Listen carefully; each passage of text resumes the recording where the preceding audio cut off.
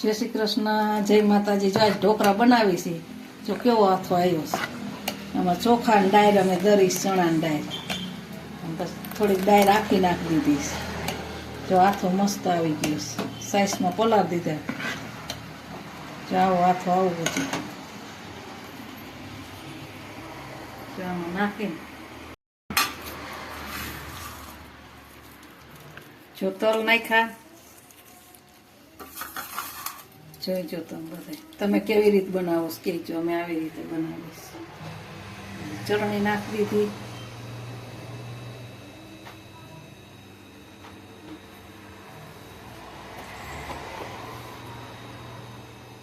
આવી રીતે કોથમીર ઉપરથી નાખી દેવાની થોડી થોડી.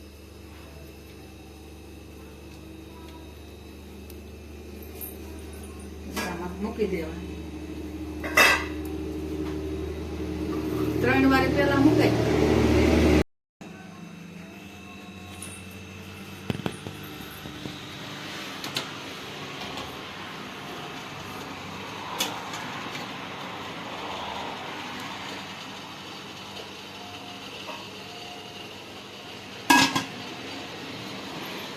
ઢોકળા થઈ જાય તૈયાર.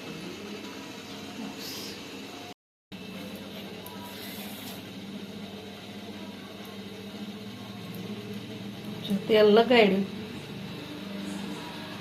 ઇડલી બનશે એમાંથી. અમે તમને જો આવી રેસીપી આપી છે, તમે કેવી રીતે બનાવો કહેજો અમને કોમેન્ટ કરી.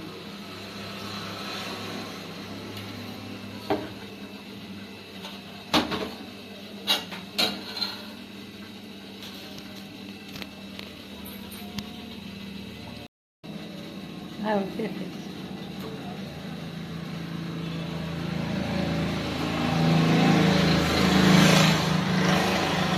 ગરમે ગરમ ઢોકળા ને બધું ખાવું હોય તમારે આવી જઈજો. મજા આવી છે શિયાળાની ખાવાની. ગરમે ગરમ ખાવું હોય તો આવી જ જઈજો. ઘણું ખીરું બનાવ્યું છે.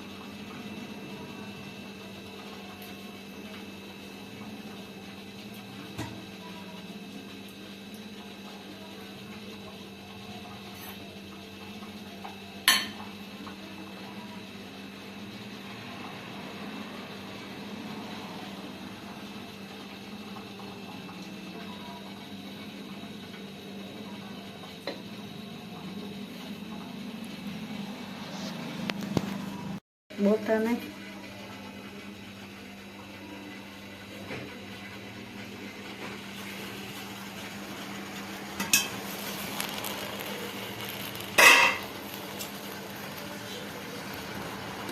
થઈ ગયું. આવી રીતે શરીર ન છોડે થઈ ગયું. ગરમે ગરમ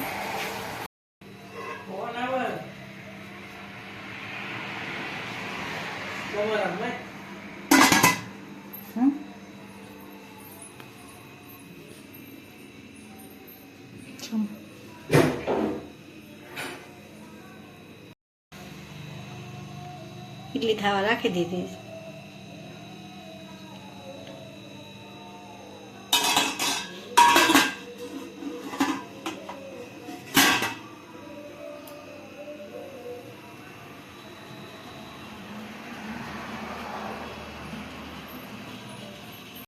હા, ઢોકળા બની ગયા છે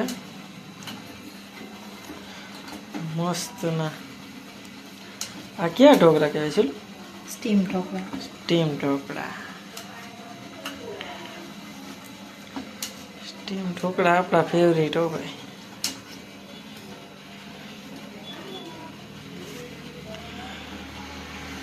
જોવા દેજો કેવું એનું ઢોકળું.